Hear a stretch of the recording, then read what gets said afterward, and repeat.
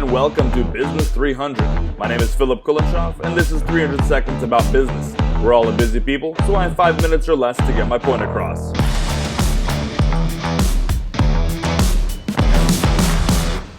There are 3-hour-long podcasts, and then there are 300-second-long podcasts. They're different. Identifying things by category is useful for multiple reasons, one of which is to draw a contrast that helps us understand the nature of each one of those things.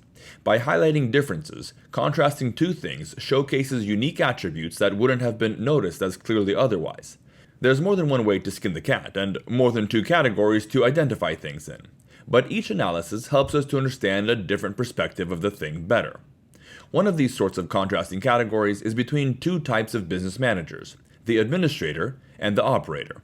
I'm here to tell you that you are better off being an operator than an administrator if you want to manage your business well. But maybe those labels aren't what you think. Here's what I mean. The administrator believes that he can manage his business well via Excel spreadsheets, goals and objectives, and financial analyses only. This sort of business manager most likely has an MBA or some sort of comparable business degree. He understands the textbooks and knows the right terminology. He understands contracts, negotiation, and how to effectively shuffle papers in a way that gets a percentage off the top. There's a good place for an administrator type. These are necessary people to have on your team. Sure, not everything Mike Tyson says is good, but some of it is. He spoke correctly when he said, "Everyone has a plan, until they get punched in the face." The administrator has his plans, but reality doesn't submit to plans. Reality is a distracting thing, full of diversions. There are many other players involved who each have a say in the outcome. Market conditions, customer expectations, employee actions, the list goes on. You can't foresee everything, and so when it's time to execute, the limited administrator has a difficult time staying in the game. This is not to say that spreadsheets, goals and objectives, and financial analyses are useless. Not at all. There's a big need for thorough planning and insightful analysis. The point is that trying to manage a business via charts and graphs doesn't really work. There are too many moving pieces involved. You need to know how things operate and respond to change accordingly and in time. This is where the operator is set up for a more successful attempt at business management. The person who understands his customers' needs, market conditions, employee challenges, and his product delivery is able to better respond to real-life scenarios.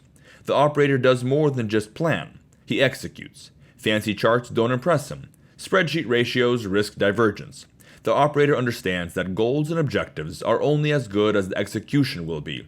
So, he commits to staying focused not just on aspiring to get things done, but on doing them. This requires an approach that is close to the point of impact instead of being safe behind a desk. Unlike an administrator, the operator rolls up his sleeves to get his hands dirty. Pulling the strings from a safe distance is too far removed to make sure the execution happens. To be an effective business manager, you must know how to operate at the ground level.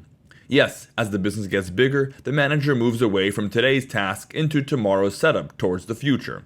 But to be effective in setting up for tomorrow's success and in rallying people to a better future, the business manager needs to be able to think like an operator, not just an administrator.